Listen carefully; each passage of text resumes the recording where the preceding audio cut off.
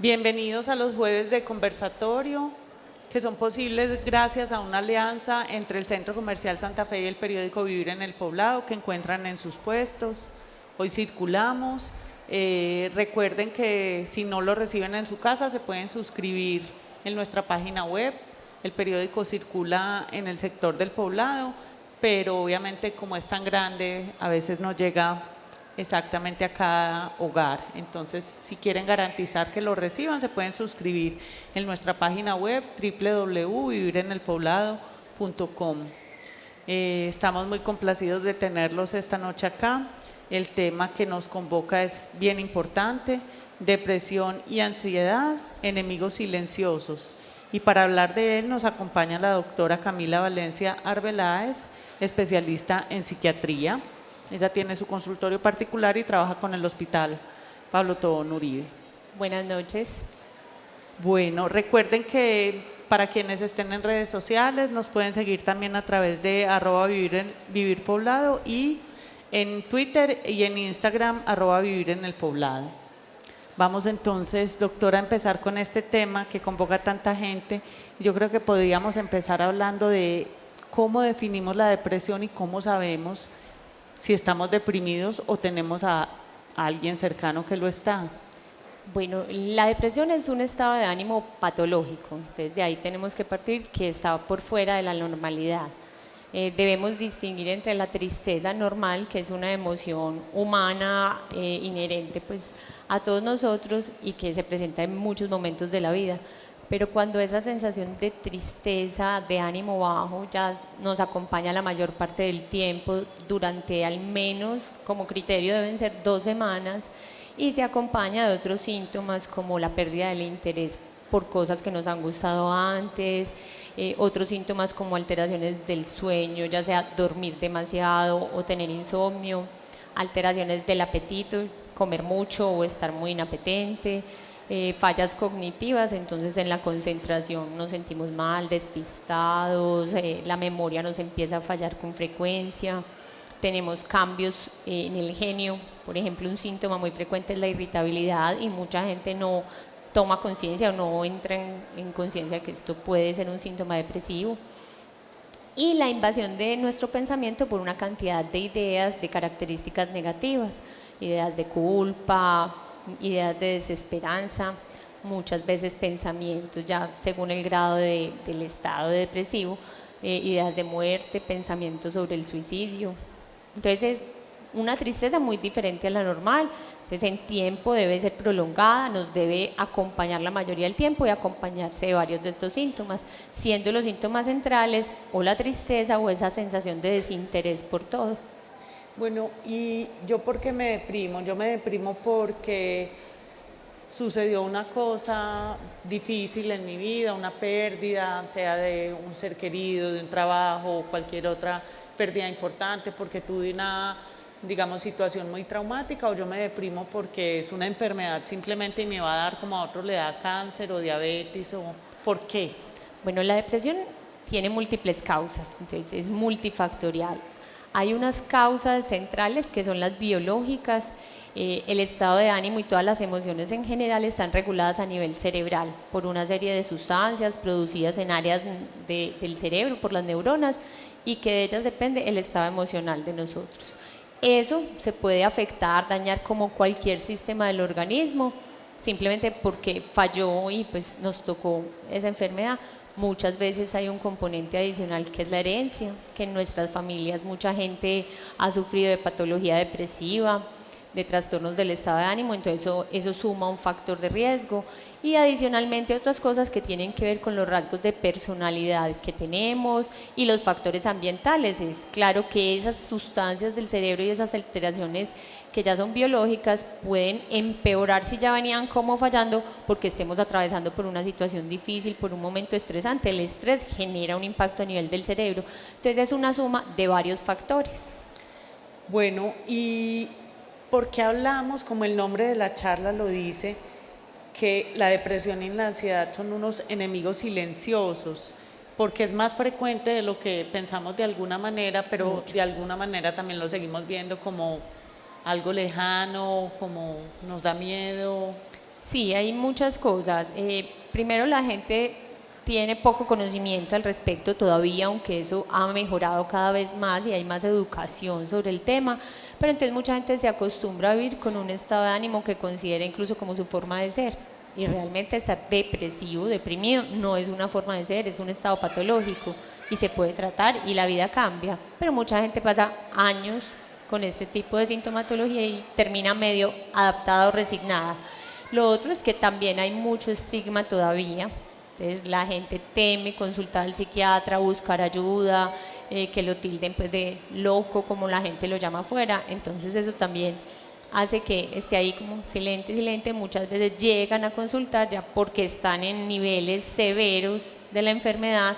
Hay ya una explosión de síntomas, un desenlace inesperado como un intento de suicidio, y eso ya lleva a que lleguen al psiquiatra, o han tenido síntomas físicos que pudieron ser como una de las manifestaciones iniciales y de fondo ahí es una depresión, pero entonces ya han ido a muchos otros especialistas, al neurólogo, al reumatólogo, y termina pues abordándose de último lo principal que de pronto podría ser la causa del otro. Bueno, ¿y hay maneras en las cuales yo pueda prevenir la depresión? ¿O eso es una cosa que si me va a dar, me dio, cómo es ese manejo? O sea, hay otras enfermedades que a usted le dicen, si usted quiere evitar, nadie está diciendo que no le va a dar, que le dé una diabetes, pues controle el consumo de azúcar, haga ejercicio. Con una depresión existe también, digamos, hábitos saludables que favorezcan que no dé o que no dé tan fuerte. Claro, o sea, siempre va a haber como algunos factores que pueden proteger, no van a garantizar, porque pues si tú tienes un factor hereditario, genético muy fuerte, pues puedes hacer muchas de estas recomendaciones, seguirlas, pero puede que te dé. Pero los hábitos saludables, entonces mantener unos ciclos de sueño adecuados, unos hábitos nutricionales adecuados, siempre el ejercicio va a ser algo saludable, todos estos factores pueden ayudar. Tener actividades positivas que lo estimulen a uno, que lo motiven, esas cosas pues son protectoras. Y de hecho los pacientes cuando tienen todo esto muy estructurado, muy establecido, pueden tener como un abordaje más fácil en el estado de ánimo y cuando entran en una depresión, pues porque han tenido como un recurso ya muy estructurado que probablemente sigan y les ayude pues ya en su proceso de tratamiento. Bueno, pensemos en un escenario donde, como dos escenarios, y hablemos primero de uno y luego del otro. Uno es, yo logro darme cuenta de que tengo estos síntomas ya por un tiempo, pues como prolongado, y me doy cuenta de que quizás lo que tenga es una depresión. ¿Qué debo hacer yo en ese momento? Ese sería uno. Y el otro es a alguien muy cercano, los papás, los hijos, el esposo, una amiga muy cercana o alguien tiene eso. ¿Cómo manejamos esa situación? ¿Cómo me ayudo yo mismo cuando soy yo el que creo que es el paciente? ¿Y cómo puedo ayudar a otro cuando de pronto no se ha identificado? Bueno, si uno se da cuenta que está padeciendo ya personalmente un estado depresivo, buscar ayuda es fundamental. Dejar de pelear con el grandísimo tema de yo pongo de mi parte, yo voy a salir de esto solo, no, dejar de pelear con eso y buscar ayuda, ayuda médica, ayuda profesional, porque esto es un tema que se interviene, que tiene tratamiento, que el tratamiento puede llegar a ser muy eficaz y cambia la calidad de vida. Entonces es el principal, si me doy cuenta, busque ayuda.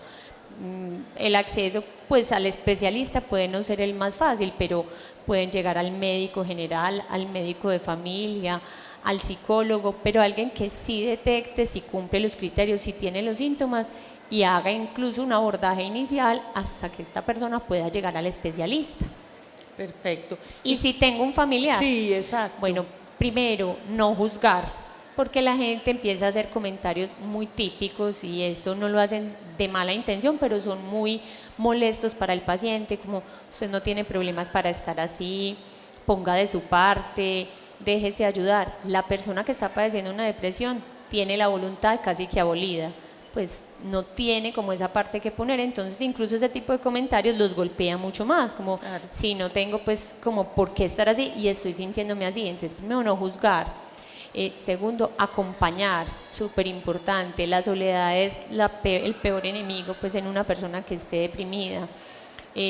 motivar a consultar, a buscar la ayuda profesional, acompañar en un proceso de tratamiento. Las familias y el respaldo y el acompañamiento que los pacientes tienen los ayuda muchísimo a salir de un estado de depresión.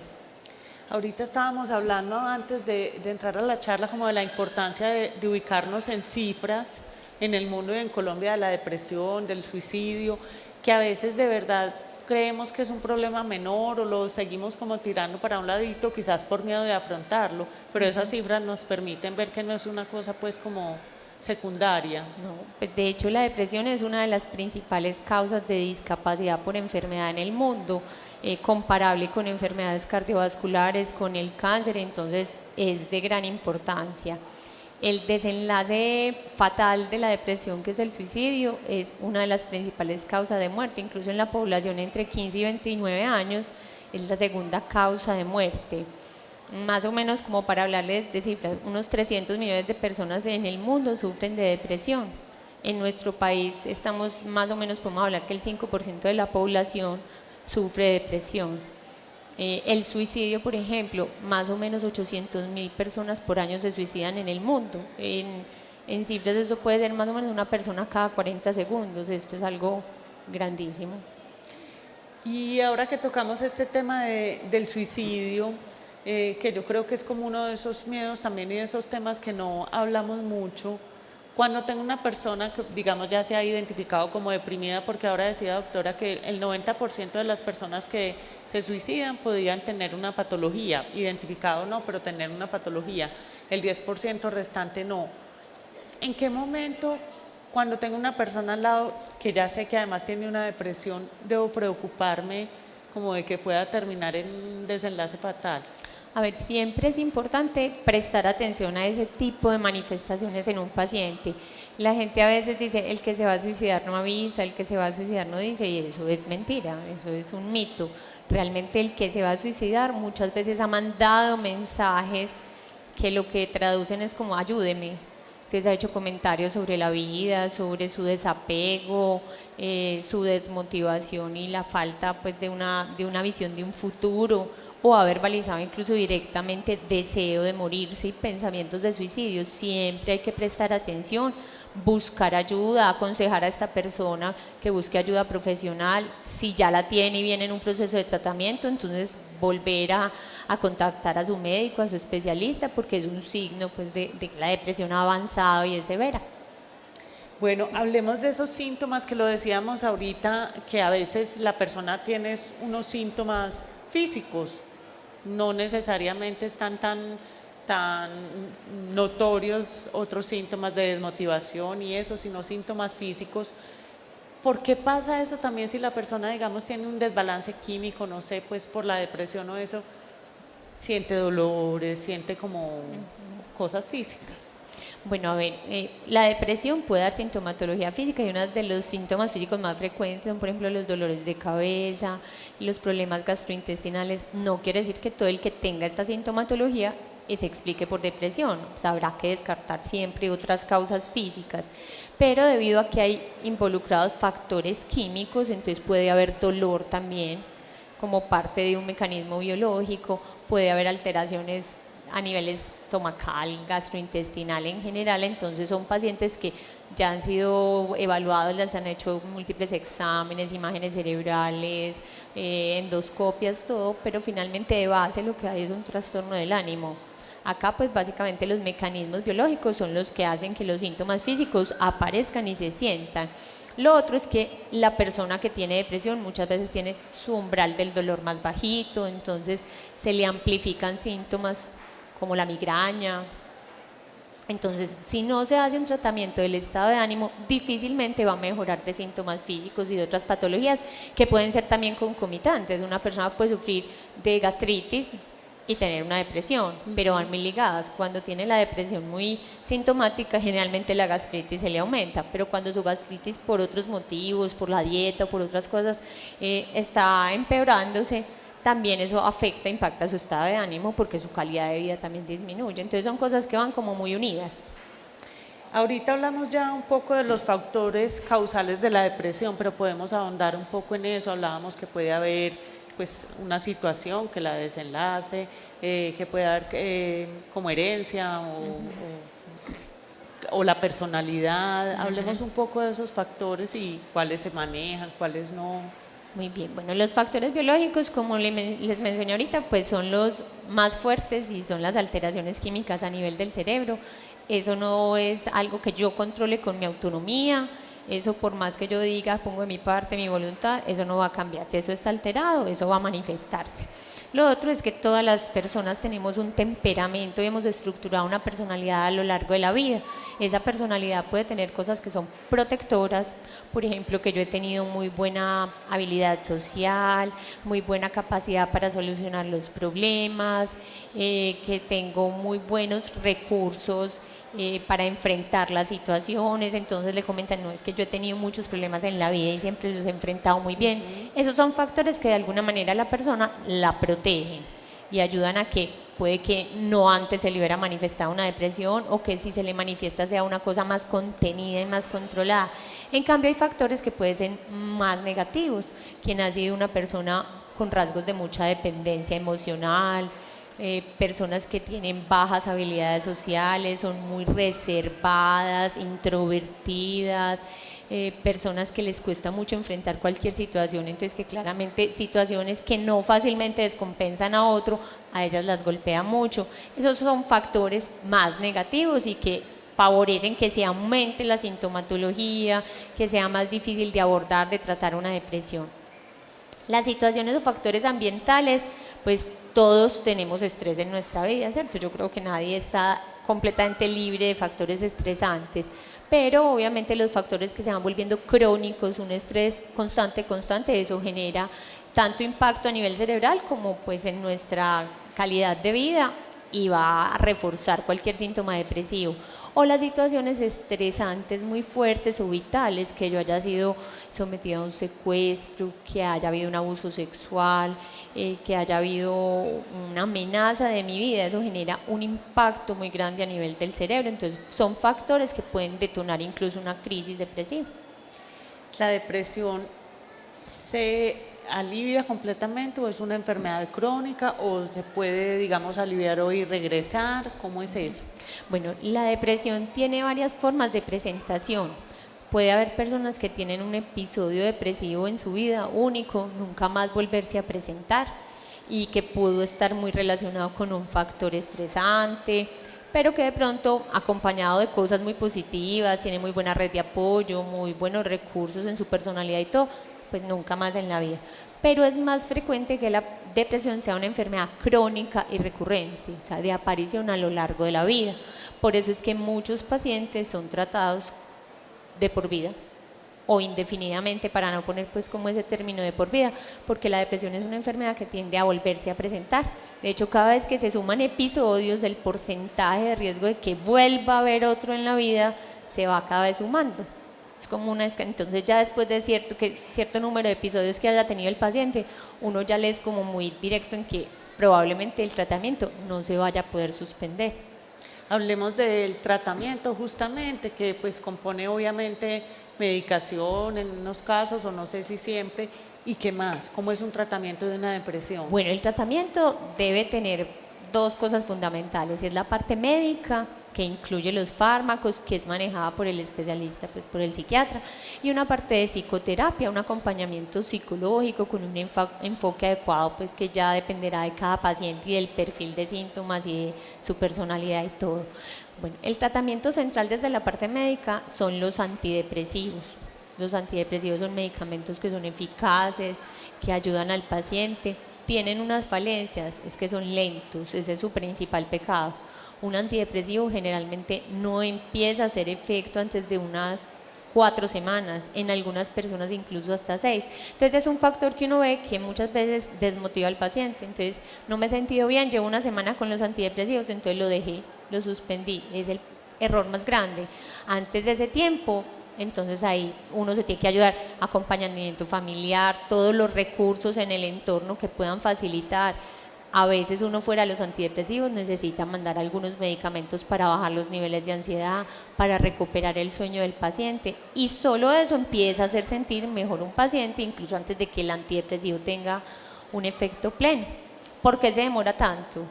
porque los antidepresivos tienen que alcanzar un nivel en sangre que sea efectivo a nivel del cerebro, que es donde está pues como toda esa parte química alterada, y ese nivel en sangre es muy lento, Claro. pero así como es de lento para adquirirse, es de rápido para bajarse. Entonces cuando la persona interrumpe 3, 4 días el medicamento, empieza a bajar y empieza a perder también su efecto. Y está como ese temor de pronto de la dependencia de un medicamento o algo, ¿cómo se maneja eso? También hay personas que padecen otras enfermedades que tienen que tomar un medicamento de por vida, ¿cómo se compara Exactamente de eso? esa forma hay que verlo. Bueno, para empezar, un episodio depresivo no se trata hasta el momento en que el paciente se empieza a sentir mejor, porque hay personas con los que a uno le va muy bien y al mesecito empiezan a sentir mejorito, ahí no se para. El medicamento en un episodio depresivo se debe dar alrededor de 9 a 12 meses y contando que es un episodio único, sin más antecedentes, porque si hay una historia diferente puede ser mucho más largo o puede ser indefinido. Pero terminar el tratamiento en un momento que no está descrito, que no es el adecuado, que no fue el recomendado, lo que aumenta es el riesgo de recaídas en el tiempo. Los antidepresivos no causan dependencia, eso es un mito, pero lo que pasa es que todavía por el estigma que ha habido de la enfermedad psiquiátrica, digamos que a nivel cultural la gente piensa que la enfermedad psiquiátrica es solo una y que todo el que tiene una enfermedad psiquiátrica toma lo mismo. No, hay muchas presentaciones pues, de enfermedades mentales, la depresión es una de ellas, los antidepresivos no causan dependencia. Hay que mirar cómo lo tolera cada paciente porque cada organismo tiene como una reacción diferente, lo mismo que a un analgésico, lo mismo que a un antibiótico, pero eso es importante manejarlo con el médico tratante. Si a mí me cayó mal, si hay síntomas que se salen ya de lo inesperado, pues ya con el médico debo abordar si se cambia, si se modifica la dosis. Pero entonces la gente se llena como de mucho temor al respecto. Los antidepresivos no necesariamente nos tienen que dar efectos secundarios, pueden dar, pero no a todo mundo le dan. Entonces la gente le tiene como muchos temores, pero cuando ya están en tratamiento, lo enfrentan y ven la diferencia, la gente incluso dice, ¿yo por qué no hice esto antes? Bueno, para quienes se han unido después de que inició la charla, estamos hablando hoy sobre depresión y ansiedad, enemigos silenciosos, con la doctora Camila Valencia Arbeláez, especialista en psiquiatría. Les cuento también que en 15 días es nuestra próxima charla, que es hábitos alimentarios, mitos y realidades, con la doctora Patricia Eugenia Restrepo, el 27 de septiembre, también aquí a las 6:30 de la tarde. Mencionábamos otras enfermedades psiquiátricas y si bien ese no es el tema, de pronto mencionar algunas que puedan confundirse con la depresión, que haya ahí como un límite difuso y eso cómo se diagnostica. Si bien es una cosa muy técnica, pues de pronto es una inquietud que pueda tener algún paciente. Bueno, los trastornos de ansiedad son muy frecuentes como comorbilidad con la depresión, entonces muchas veces están presentes ambos trastornos o de hecho muchas veces la depresión se presenta en forma mixta con un componente ansioso muy importante. La ansiedad es también, como hablábamos ahora de la tristeza, es una emoción que todos hemos sentido y que es una emoción adaptativa y normal del ser humano, pero también como la tristeza si se vuelve el estado emocional predominante que me ocupa la mayor parte del tiempo y que ya me acompaña por semanas, ya hay que buscar ayuda, o sea, eso ya no es normal. La ansiedad nos sirve en la vida diaria y en la normalidad sin que sea una ansiedad patológica para responder ante una situación, para defendernos, para planear, para rendir, pero hasta ahí es normal.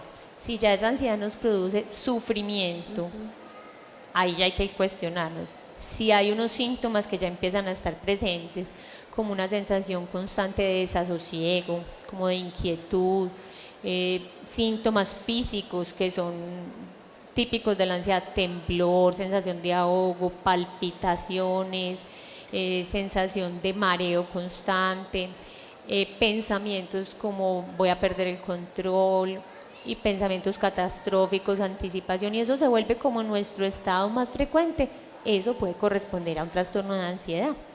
Trastornos de ansiedad hay de muchas formas y uno pues ya entra a clasificar el tipo de trastorno de ansiedad según las manifestaciones de cada paciente. Entonces hay trastorno de pánico, trastorno de ansiedad generalizada, las famosas fobias, el trastorno obsesivo compulsivo, y es muy frecuente que acompañen también a la depresión. Ahorita hablamos de la psicoterapia para el tratamiento de la depresión. ¿Se le recomienda entonces a un paciente de depresión que acuda también como una consulta psicológica para complementar el tratamiento Es que haga el excelente, psiquiatra? van de la mano. El tratamiento médico va a ayudar con unas cosas, va a ayudar con la parte principal y central, pues como causal de los trastornos depresivos, pero la psicoterapia va a abordar otros temas, como por ejemplo los rasgos de personalidad del paciente, buscando que se vuelvan favorecedores para la mejoría. También asuntos de la vida del paciente que muchas veces no se han podido solucionar, el paciente no ha podido pasar la página en muchas cosas, y se vuelven, cuando un paciente está deprimido, como en su pensamiento central, todo lo que me pasó antes, todo lo negativo de mi vida, todo. Entonces en ese tema los psicólogos utilizan estrategias, técnicas a nivel de comportamiento que ayudan mucho a los pacientes. Hablemos de la depresión en distintos tipos de pacientes, por edades. Ahorita hablábamos que los niños también se deprimen, la depresión postparto, que son muy duras además porque pues si acabo de tener un bebé, ¿cómo voy a estar deprimido? O si soy un niño, que el niño se supone que es feliz, ¿cómo va a estar deprimido? Pero evidentemente pasa. Sí, claramente pasa, cada vez lo detectamos con mayor frecuencia. A pesar de que todavía hay un estigma, cada vez las personas buscan ayuda más rápido y las mamás y los papás llevan pues a sus hijos cuando ven que algo está pasando. Dependiendo como de esa etapa o de ese momento de la vida, la depresión puede tener como algunas manifestaciones que son diferentes. Por ejemplo, en los niños puede que el síntoma típico no sea como ese estado de tristeza, de no quiero nada, sino que en ellos puede ser la irritabilidad el síntoma más frecuente.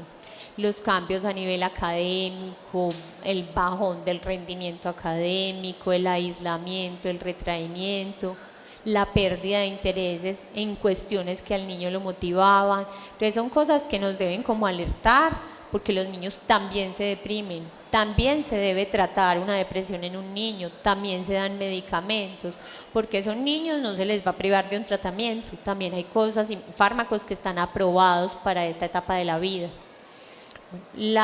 Por ejemplo, el posparto que lo mencionabas, es muy frecuente que ocurra depresión posparto.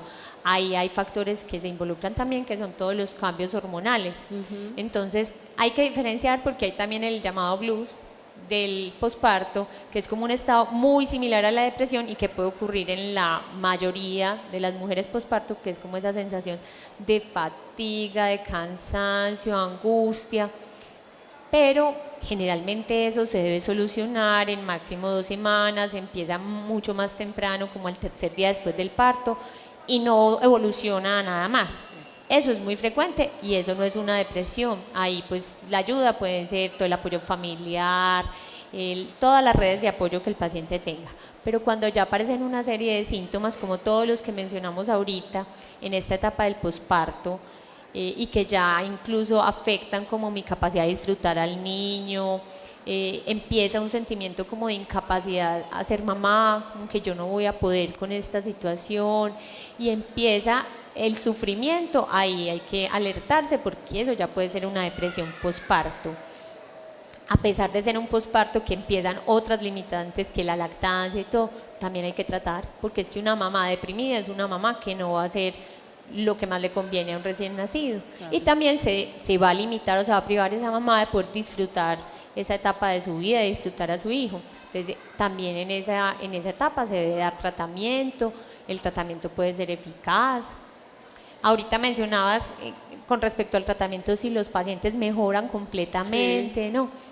Pues es como el objetivo que uno tiene siempre y el que trata de trabajar, como que el paciente tenga, ojalá, el 100% de desaparición de los síntomas.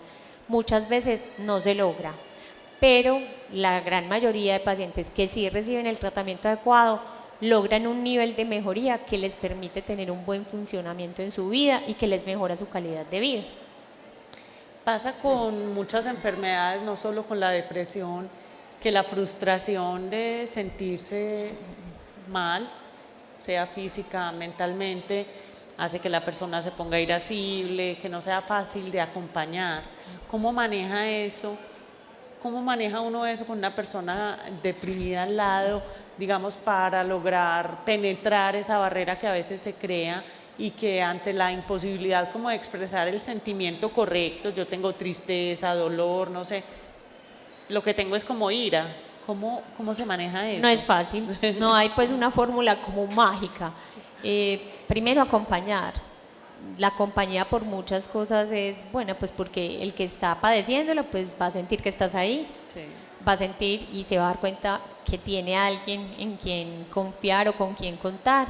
Lo otro es porque vas a estar vigilando. Un paciente deprimido puede llegar a atentar contra su vida, entonces también es como esa supervisión, mantener el acompañamiento fundamental por eso. ¿Qué más puede hacer uno? Tratar de buscar el momento para hablar. Pues si el paciente está como en un desborde o algo, no entre a hacer tratar de lo que llaman terapiar al paciente, no, busque el momento, no juzgar, no empezar con lo que les dije ahora, una serie de frases, comentarios, que generalmente lo que hacen es golpear mucho más al paciente. Entonces es como estar tratando la red de apoyo siempre que esté presente. A veces es muy difícil, a veces como que hasta el momento en que no se sienten en el peor estado y con la sintomatología más severa, a veces la gente no busca la ayuda o no la acepta. Hay que tratar de hacerlo, de seguir intentando y no darse por vencidos si es sí. Una persona cercana a mí quien está padeciendo esto. Volvamos a los niños, porque ahora hay un tema que es como de bastante actualidad y es el matoneo, el bullying, el maltrato, digamos, entre compañeros, que ha generado pues unos casos de discriminación, y los niños son crueles, pues, y yo supongo, no sé, que eso debe generar bastantes dificultades en los niños pues para relacionarse y que podría terminar eventualmente en una depresión.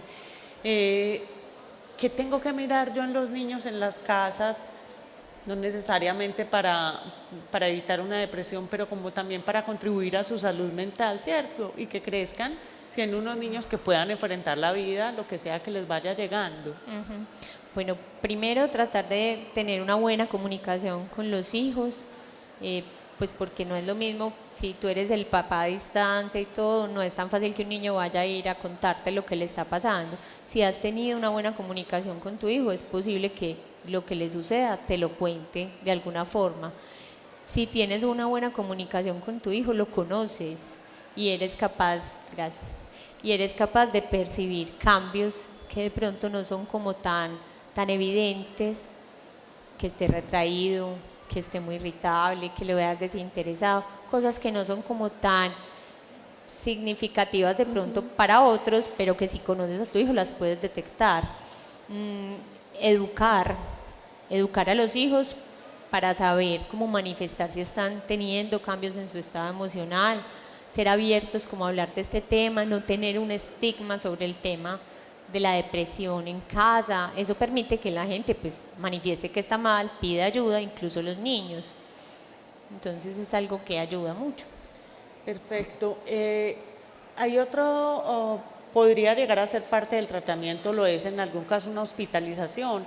Y si hablamos de que la depresión tiene un estigma y las enfermedades mentales en general, ni qué decir un paciente, no, está en una clínica de reposo, es lo que decimos de una manera despectiva un poco. Entonces, cuando pensamos que es importante una hospitalización, pues eso lo sabrá el doctor, y cómo manejar eso sin que sea pues como más duro de lo que realmente ya es. Bueno, en la enfermedad depresiva uno puede llegar a necesitar hospitalización en los casos severos. Uno generalmente piensa en ese recurso cuando el paciente tiene pobre red de apoyo y lo ve muy enfermo, entonces uno dice, pues esta persona sola, quién sabe qué va a pasar, y mientras inicia un tratamiento, entonces estar hospitalizado puede ser el recurso más adecuado. Cuando el paciente tiene síntomas severos, como las ideas de muerte, las ideas de suicidio, o síntomas que llamamos nosotros síntomas psicóticos, que pueden acompañar a una depresión, que es salirse de la realidad. Pacientes entonces que empiezan a tener a estar convencidos de unas cosas como me van a matar, sin que haya pues un respaldo y una evidencia que eso vaya a pasar, o alucinen. Esos son estados muy severos de depresión y también son indicadores de hospitalizar. Entonces, a veces ese es el único recurso que tenemos Y el tratamiento, digamos que no difiere mucho en la cuestión farmacológica, porque le preguntan a uno, ¿qué me va a hacer de diferente en mi casa o en el hospital?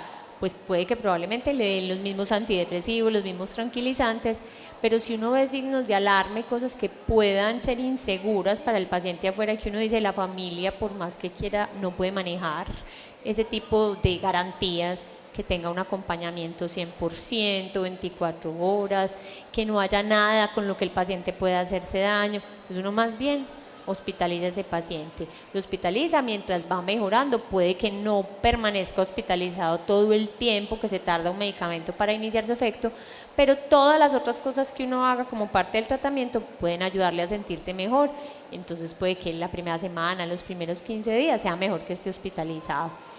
Es muy duro para los pacientes aceptar eso, durísimo, y para las familias, pero hay que tratar de verlo igual que como con otra patología.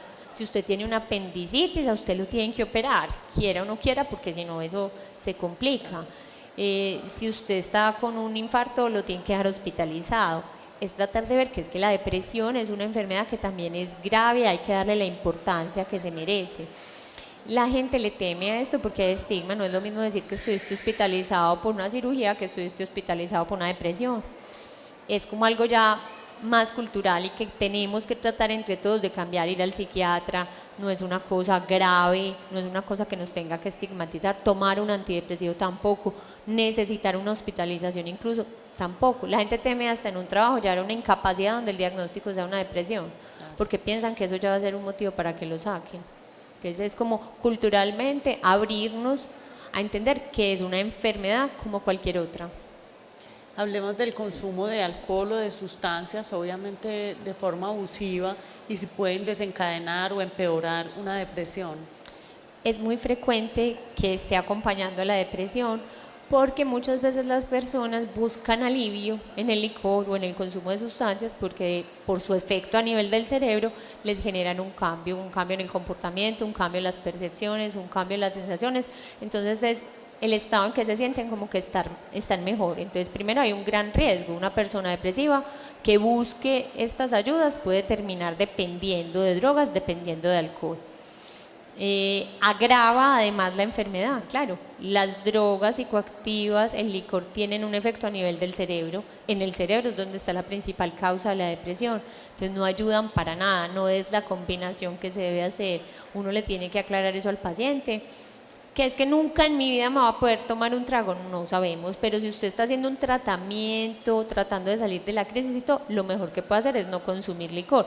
Ya cuando se resuelva eso y si el licor hace parte pues de su vida social y todo, pues uno recomienda hacerlo con mucha moderación, porque claro, pues el licor tiene un efecto tóxico y los psicoactivos ni se diga, pero la verdad no son la ayuda más grande, generan cambios a nivel neuronal, generan cambios químicos, el licor es depresor y muchas otras sustancias, entonces como tú estás tratando de salir de la crisis por un lado, pues la estás tratando de empeorar por el otro. Bueno, ¿en qué momento, digamos, la persona, uno ya siente que se puede reintegrar a sus actividades normales o es momento ya, si la estás acompañando, de insistirle a hacer algo que de pronto en un momento no le provocaba? ¿Cómo trata uno como de, en ese proceso de tratamiento, pues empezar a que la persona vuelva y retome cosas que había dejado o hay que dejarla que sola decida? ¿Cómo manejar eso? Pues digamos que desde el principio debería hacerse, uno como parte de las recomendaciones le dice a los pacientes que traten de mantener sus rutinas, sus hábitos del día a día, de mantener actividades que recuerde que antes le generaban placer, posiblemente en medio de la depresión no va a sentir ese placer, pero por lo menos conservarlas, no aislarse socialmente, tratar de mantener alguna actividad que lo ocupe, terapia ocupacional. De hecho, si uno está hospitalizado, como parte del proceso lo llevan a terapia ocupacional, en casa también, entonces puede que no tenga ni la concentración ni la agilidad que de pronto tendría si no estuviera deprimido, pero hay que tratar de mantener esas rutinas, algún tipo de actividad física siempre y cuando se pueda. Es difícil que los pacientes al inicio del tratamiento sean capaces de hacer estas cosas, pero en la medida que el paciente va sintiendo un poquito más de energía física, un poquito más de concentración, de motivación, idealmente debe empezar a hacer todas estas cosas. existen, no sé cómo existen, hablábamos ahorita de las líneas, por ejemplo, que hay la línea amiga para pacientes que de pronto están en una emergencia y quieren hacer una llamada, el 444-4448 y el 123 también tiene pues como una línea. Como un servicio de emergencia. Es un servicio de emergencia. Y me pregunto yo si existen también, por ejemplo, grupos de apoyo para esto, como existe un Alcohólicos Anónimos o como existen grupos para apoyarse en otras cosas. ¿Los pacientes en depresión se pueden apoyar de esta manera o cómo? Sí, también hay grupos que están formados para pacientes con depresión, para pacientes con otras patologías psiquiátricas. Son positivos porque ver que otros han padecido lo que uno está padeciendo muchas veces da algo de consuelo, uno puede aprender de las experiencias de los otros, porque pues si te cuenta que sí le sirvió el tratamiento, que va al psiquiatra, ya tú no te sientes como tan raro. Estos grupos, pues decir exactamente como cuáles, no lo tengo acá, pero pues en las redes sociales y todo los pueden encontrar. Es importante que se busquen si son grupos serios, bien formados, todo, porque hay mucha desinformación también.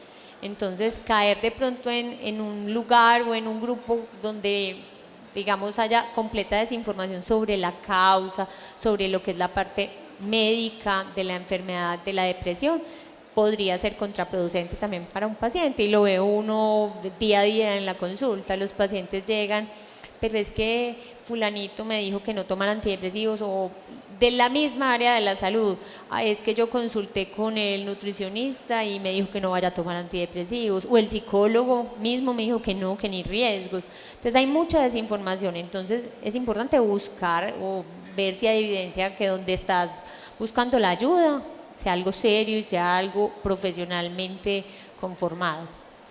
Bueno, voy a hacer una última pregunta porque como no lo esperábamos, las preguntas del público son muchas, entonces vamos a recortar un poco, digamos, el tiempo acá para poder como atenderlas.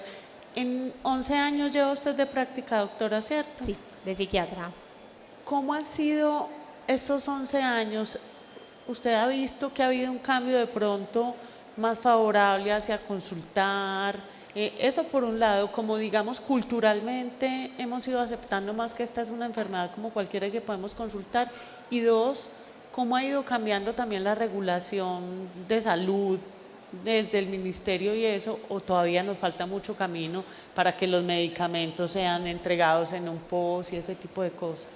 Bueno, a ver, sí ha habido un cambio que ha sido positivo, lo que yo he percibido a lo largo pues, de mi experiencia profesional, y es que la gente sí está más consciente de que estas son enfermedades, más educada al respecto, busca ayuda más rápido, entonces pasa menos que lleven años padeciendo esto y ya consulten como al final de su vida. Uno ve que cada vez hay más conciencia del tema y permite pues tener más ayuda a este tipo de pacientes.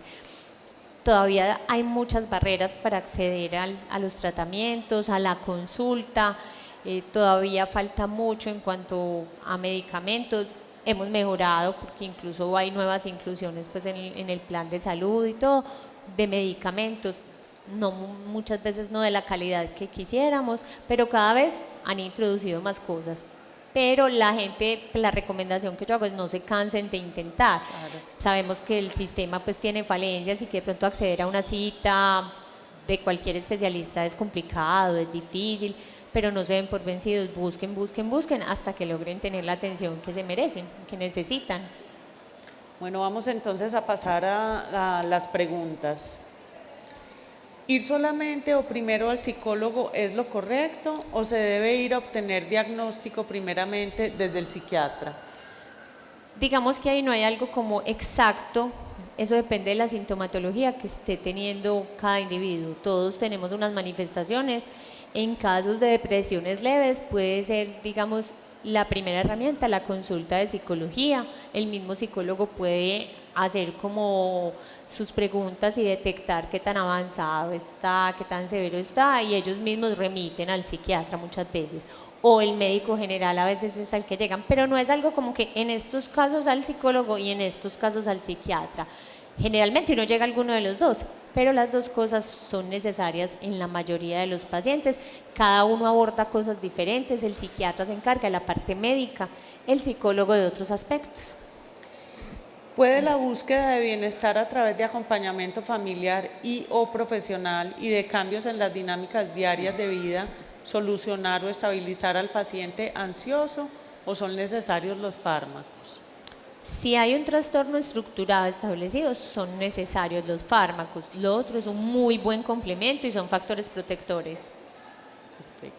Si hay un miembro de la familia que consume alcohol, los otros miembros de la familia que no consumen pueden tener depresión y ansiedad. ¿Y qué papel puede hacer la familia del alcohol? O sea, lo que entiendo es que hay una persona que consume alcohol en la familia y si eso afecta a los otros miembros de la familia que les dé ansiedad o depresión. Sí, cuando el consumo de licor se vuelve una dependencia, ya es en una forma de abuso, generalmente esto afecta la dinámica familiar e inevitablemente pues va a haber consecuencias en otros miembros de la familia, entre ellos depresión, ansiedad, porque se vuelve una situación estresante crónica. Entonces, generalmente del abuso de licor vienen problemas de comportamiento, entonces ya es una cuestión, no solo llega embriagado, sino que llega a acabar con todo, o que lo ven deprimido, entonces no quiere salir, no trabaja, se dedica solo a tomar, entonces eso afecta a toda una familia. Claro. Entonces muchas veces otros miembros de la familia también padecen algún trastorno. ¿Cuál sería el mejor acompañamiento de la familia en una persona que sufre trastorno de ansiedad social? No juzgar, como dijimos ahorita, entender que es que quien tiene ansiedad frente a lo social le genera un sufrimiento, absolutamente cualquier enfrentamiento de una situación que implique interactuar con otros. Entonces, no tildarlo de, pues, se embobó, no. Es que es una sensación que solo él entiende y el sufrimiento no se lo imagina ninguno de los que está con él. Entonces, entender eso y ayudarlo a buscar una intervención, buscar ayuda. Entonces, si quieren un psicólogo, mirar si se necesita psiquiatra, que en muchos casos se necesita. Entonces, es como ayudarlo básicamente a buscar una intervención. Cuando el paciente está triste desde hace mucho tiempo, más de 6 meses, y no acepta que está depresivo, ¿qué se debe hacer? ¿Cómo se le puede abordar? Insiste que lo maneja por sí solo. Es una persona de 60 años.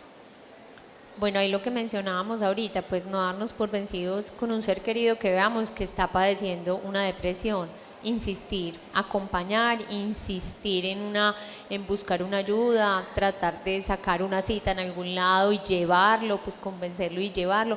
A veces la gente cuando está tan mal no se siente capaz ni de coger el teléfono para pedir una cita. Entonces nadie se imagina que eso, pues sí, dicen es que no se quiere ayudar, pero es que no se imaginan la sensación de pérdida de energía. Le tienen que pedir permiso a un pie para mover el otro. Sí. Entonces, ayudar de pronto con eso, bueno, yo te busco la cita, yo te acompaño, yo te llevo, esa puede ser una ayuda en estos pacientes. Porque a veces que el paciente tiene un tratamiento, al cabo de varios meses no le obra o no le quita la depresión y tienen que cambiar la medicación o aumentar la dosis. Bueno, los medicamentos antidepresivos con los que contamos, todos están absolutamente ya aprobados, ensayados. Uno no entra pues a hacer un experimento con un paciente, pero cada organismo es diferente, igual que con tratamientos para otras situaciones médicas.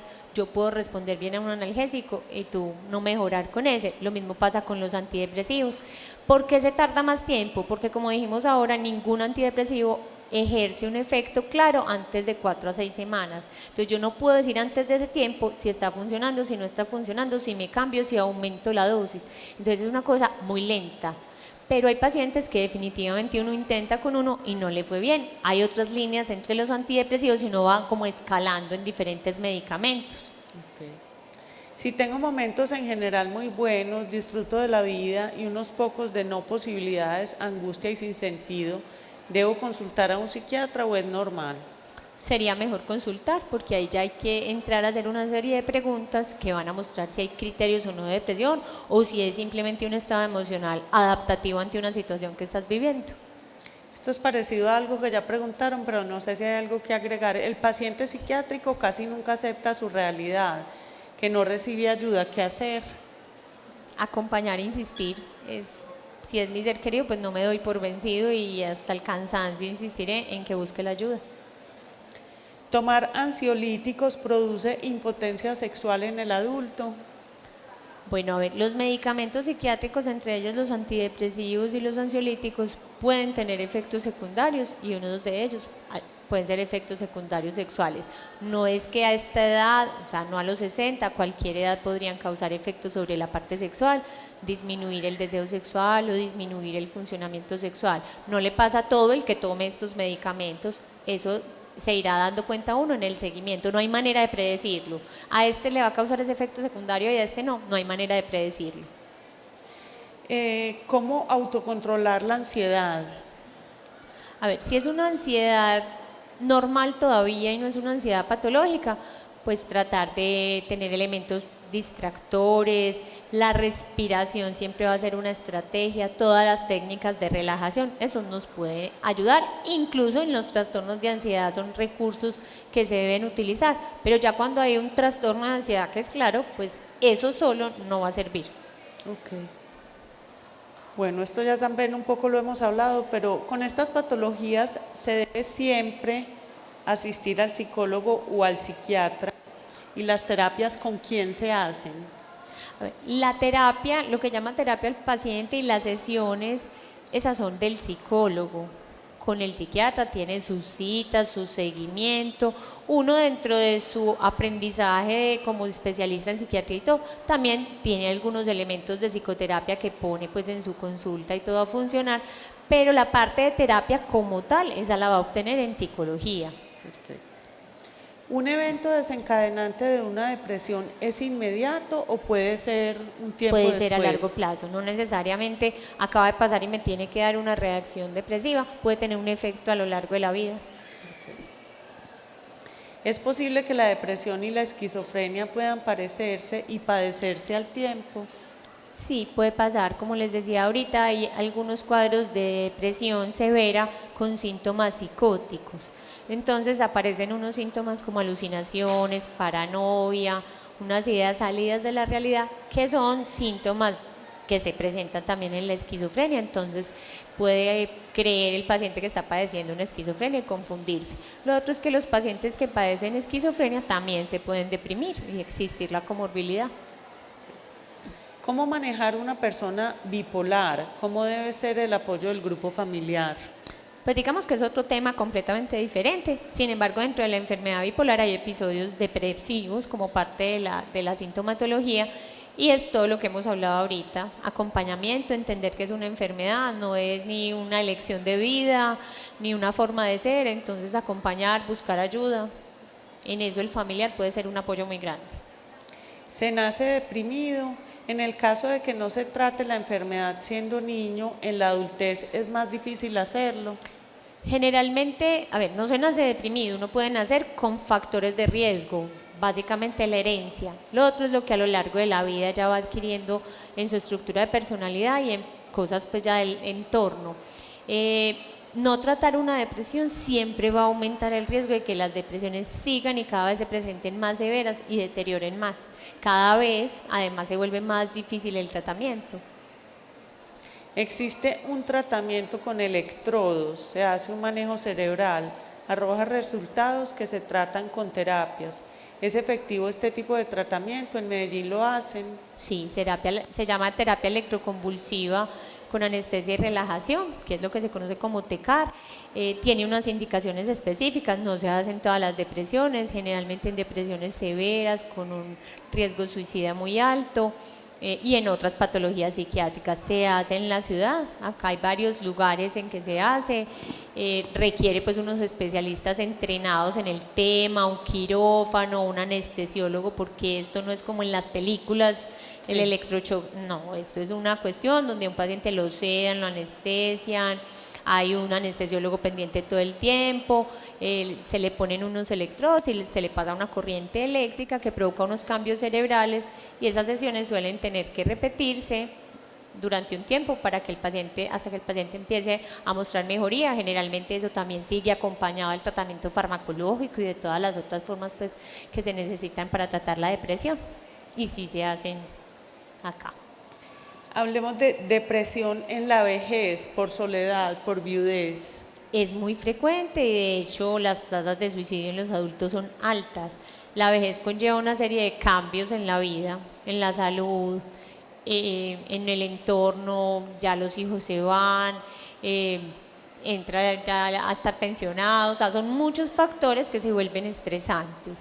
Entonces hay mucha más predisposición a deprimirse en esta etapa de la vida. También se debe tratar, ya pues porque estemos en esa etapa de la vida no debemos evitar un tratamiento. También la calidad de vida cambia mucho. Además, las patologías médicas que se vuelven más frecuentes pues en los adultos mayores se vuelven también factores de riesgo para padecer enfermedades. La enfermedad cardiovascular, la diabetes, todo esto que afecta la calidad de vida y es un factor de riesgo más para deprimirse.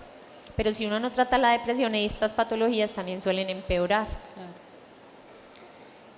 Ya sí ha habido preguntas sobre la ansiedad, acá la hacen con una cosa específica que es el apetito. ¿Qué puedo hacer para manejar la ansiedad que se refleja en aumento del apetito?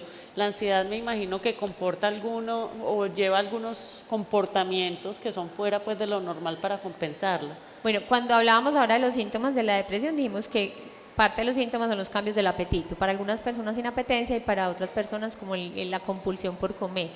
El tratamiento para la depresión debe empezar también a aliviar ese tipo de síntomas. Lo otro es como también en la terapia psicológica se adquieren algunas estrategias de tipo conductual que ayudan a que uno sea como más controlado en el tema. Entonces ambas cosas, tratamiento psicológico y tratamiento médico, deben ayudar a que estos síntomas mejoren.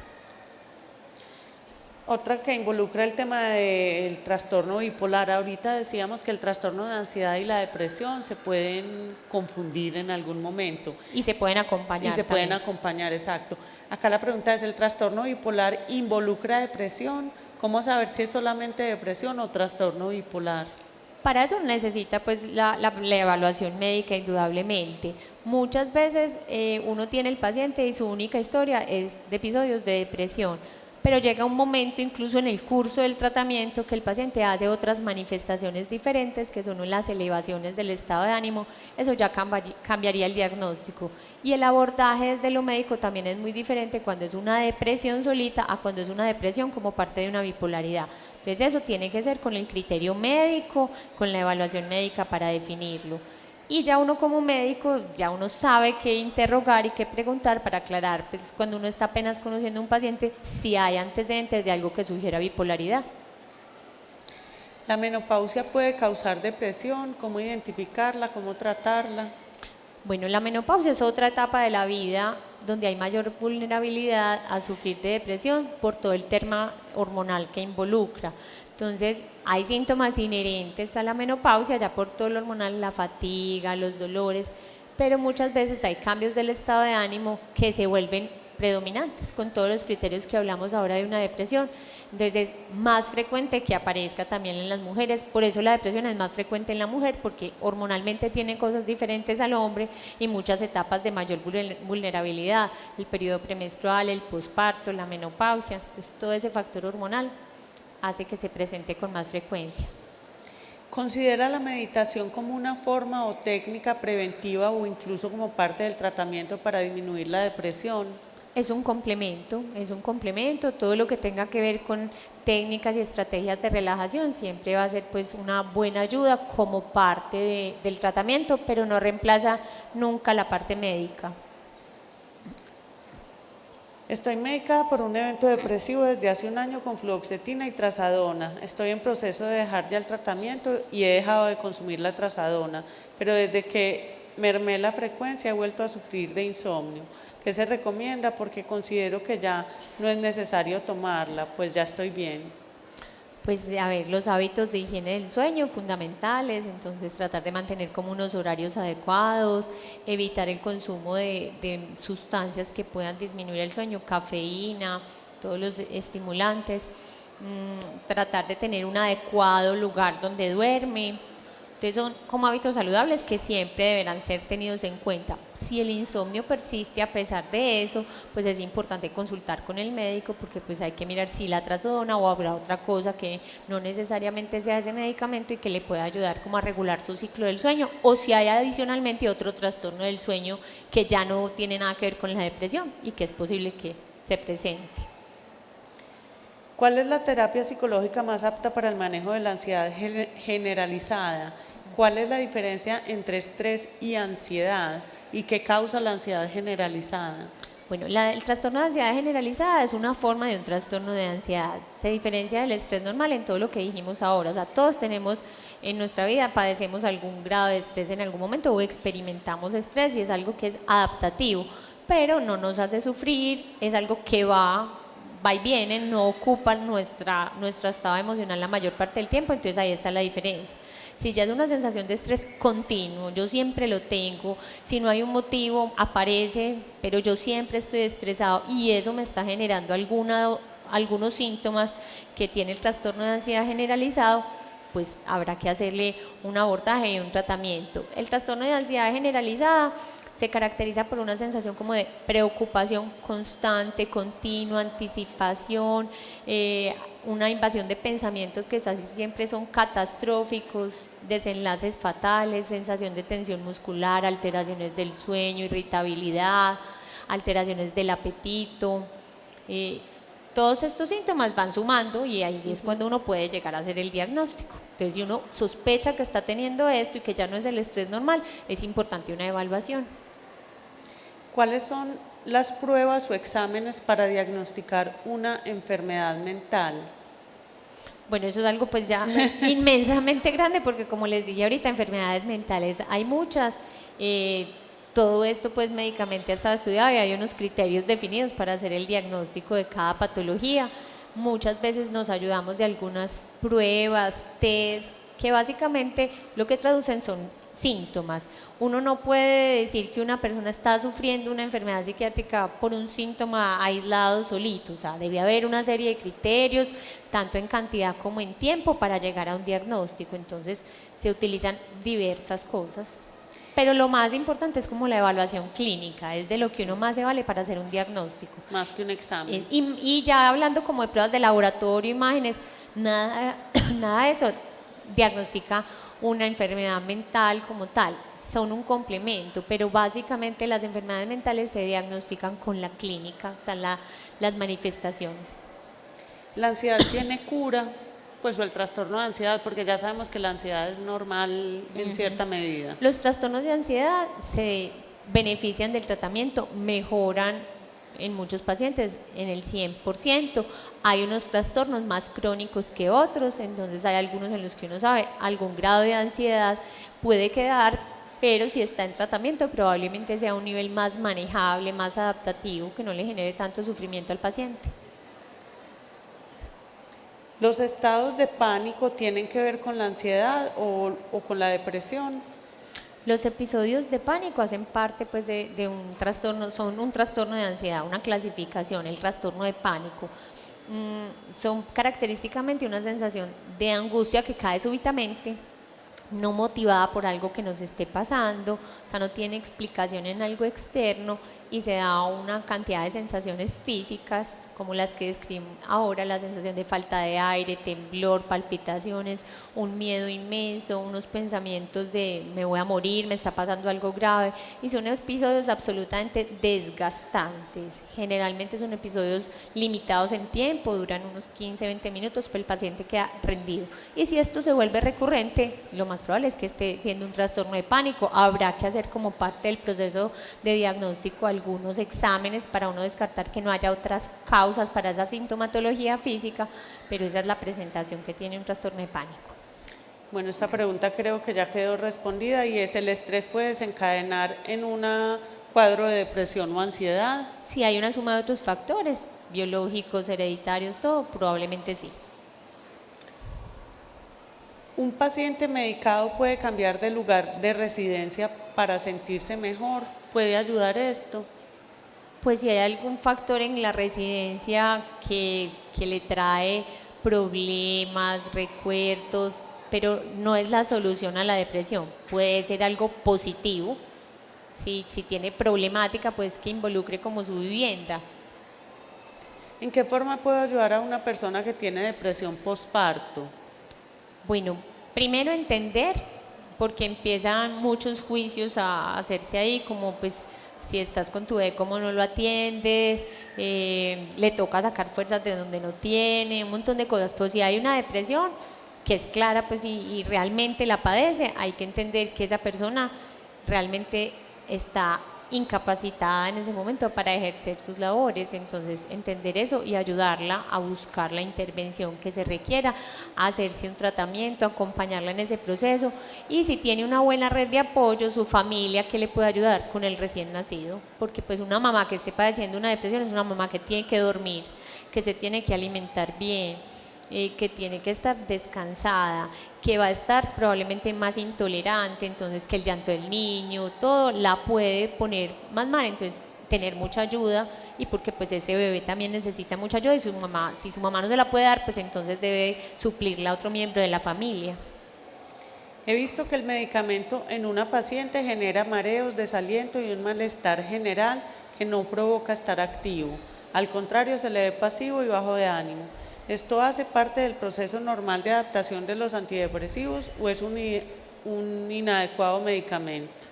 Bueno, todos los medicamentos al inicio podrían causar efectos secundarios.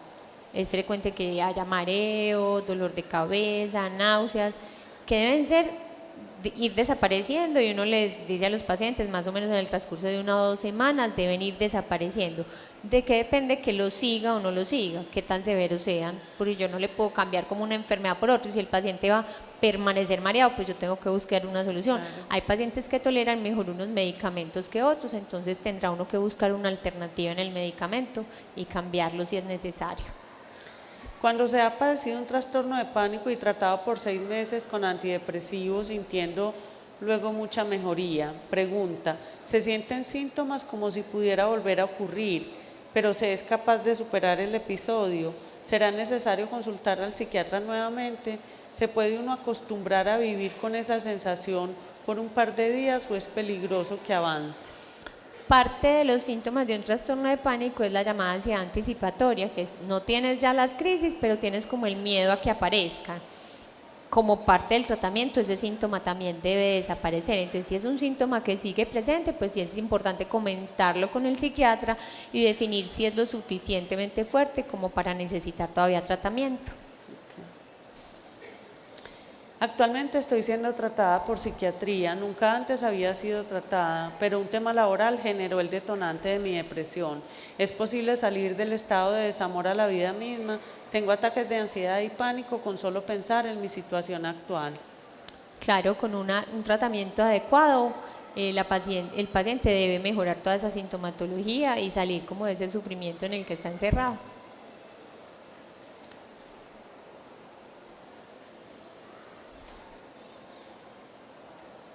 Tuve depresión por posparto con embarazo gemelar porque no lo esperaba. Lo tuve de 37 años. Hoy en día amo a mis hijos, pero no he podido superar mi infancia. Maltrato de mi madre, estoy en tratamiento, mi angustia sigue. Amo a mis hijos, pero vivo en el pasado. ¿Por qué tanta angustia? ¿Por qué sobreproteger los hijos? Bueno, pues la angustia debe estar haciendo parte de algún proceso de depresión o de un trastorno de ansiedad que se haya estructurado. No sabemos pues si esta persona está en tratamiento o no. A veces, como parte de mi experiencia en lo que he vivido y en lo que he padecido, entonces mi reacción puede ser entonces evitar que le pase a mis seres queridos, entre ellos pues mis hijos. Entonces puede generar unas reacciones en la persona de sobreproteger, que no les vaya a pasar nada, o como parte de sus síntomas incluso, porque una persona ansiosa siempre está pensando que va a pasar algo malo, entonces se vuelve aprensiva con su familia. Hay que ver si a esta persona se le recomendaría, pues si no está en tratamiento, buscar la ayuda. Bueno, esta pregunta ya se ha respondido también, ¿cómo poder ayudar a una persona con depresión que se rehúsa a ir al especialista, insistir amorosamente? No darse por vencido. No darse por vencido.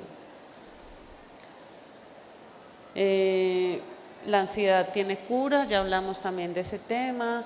El medicamento para ansiedad no me calma, al contrario me da pesadillas, fluoxetina, tomo en la noche.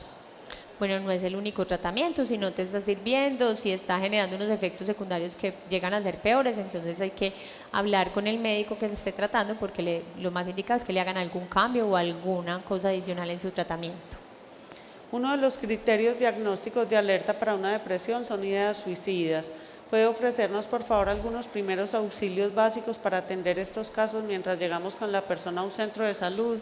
Bueno, lo primero es no minimizar. Como les dije ahorita, hay que hacer caso a todo este tipo de manifestaciones en los pacientes. Si un paciente que haya manifestado que tiene pensamientos suicidas, primero no lo deben dejar solo. Deben tratar de retirar de su entorno cualquier cosa que pudiera ser peligrosa. Fármacos, químicos, cuchillos, armas, si las hay en la casa. Garantizar el 100% es muy difícil, por eso esas personas tienen la indicación de estar incluso hospitalizadas. Si están en un piso alto, entonces tener cuidado con balcones, ventanas, pero garantizar pues en casa y quedarse sabiendo que está pasando esto, no, hay que cuidar todo eso, acompañar al paciente y buscar la ayuda lo más rápido posible. Bueno, esta es una información, digamos, de interés. Buenas noches. Existe un grupo de apoyo para personas con depresión. Es estructurado por un grupo de psiquiatras y psicólogos. www.tutoresdelafelicidad.org. También tienen grupo en Facebook. Muy bien. Próxima reunión, el 24 de septiembre a las 6 p.m. en Monticello. Muchas gracias, que eso nos aporta.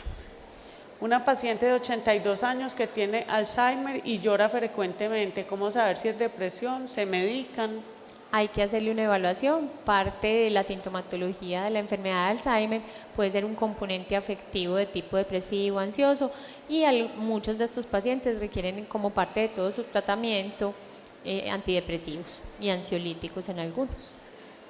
Sin tener que recurrir a un tratamiento químico, ¿es posible que se pueda superar con otras actitudes, percepciones? En síntesis, ¿es lejano o utópico pensar que el individuo pueda resolver con voluntad, autonomía, determinación? Sí, lo dijimos ahorita, es incluso una de los comentarios que no se debe hacer con una persona que esté sufriendo una depresión. Solo la voluntad y solo poner de su parte no ayuda si hay una depresión que está claramente estructurada. Los medicamentos son necesarios, la psicoterapia es necesaria y eso ayudará a que la voluntad del paciente empiece a aumentar, pero por sí sola probablemente no. ¿Una persona con ansiedad diagnosticada puede ser a causa del bullying en la infancia? Sí, ¿qué se debe hacer? Es un factor, como dijimos, son trastornos multifactoriales y, por ejemplo, haber padecido bullying es un factor estresante bastante fuerte que puede hacer que inmediatamente o en un futuro padezcamos algún tipo de trastorno emocional. Bueno, esas eran las preguntas, doctora. Yo creo que para cerrar, obviamente guardando pues como la confidencialidad pues médico-paciente, pero ¿alguna historia que nos pueda compartir como desde su consultorio que le haya usted dado como la alegría de ver cambiar un paciente o algo? ¿Cómo ha sido ese proceso? Como compartir un caso, digamos, real que… Pues la verdad son muchos. Sí. Pues, la presentación como habitual son pacientes que llegan teniendo una historia de haber tenido épocas de su vida en la que el ánimo baja muchísimo. Generalmente no le habían prestado atención a ese tipo de situaciones y casi que lo evidencian cuando uno se los pregunta, que los hace recordar, y sí, yo desde la adolescencia, desde joven, tengo periodos así. ¿Has consultado? Generalmente no, o algunos han buscado solo ayuda psicológica u otras estrategias que más bien deberían ser un complemento, y ya llegan porque pasan la mayor parte del tiempo aburridos, no se quieren levantar, abandonan el ejercicio, se descuidan en sus compromisos con su familia, en su trabajo, empiezan a tener fallas incluso en el desempeño, entonces ya tienen problemas en el trabajo, llamados de atención o problemas con su pareja, la parte del deseo sexual se ve afectada, entonces su matrimonio empieza a alterarse, entonces llegan cuando ya han detonado una crisis con muchas manifestaciones es difícil y digamos que eso no es raro que uno lo vea convencer a un paciente de necesitar tratamiento y que debe tomar antidepresivos. La mayoría de los pacientes llegan con con ese mismo temor y preguntan 1000 veces si hay otras formas, si solo la voluntad o si solo con el ejercicio o si solo con otras estrategias podrían salir. Después de iniciar los medicamentos, no va a decir que es un paraíso, o sea, uno se puede llevar semanas y hasta meses en lograr que un paciente empiece a mejorar. Entonces, no es que el paciente vaya a la cita y a la semana uno sepa va a estar perfecto, pero los pacientes después de semanas sí empiezan a notar una diferencia. Entonces, su trabajo mejora, su vida familiar mejora, su relación con sus amigos mejora porque se han aislado, dejaron de ir a todas partes, a fiestas, a reuniones familiares. Entonces empiezan otra vez a retomar ese tipo de cosas y sienten que definitivamente salieron de un hueco. Muchas gracias. Esa es como la historia típica de Sí. la mayoría de pacientes. Bueno, muchas gracias, doctora, por este Con tiempo. mucho gusto, muchísimas gracias. La charla quedará montada después en la página web del periódico. Recuerden www.vivirenelpoblado.com y recuerden también nuestra charla en 15 días, hábitos alimentarios, mitos y realidades, con la doctora Patricia Eugenia Restrepo. Muchas gracias por acompañarnos.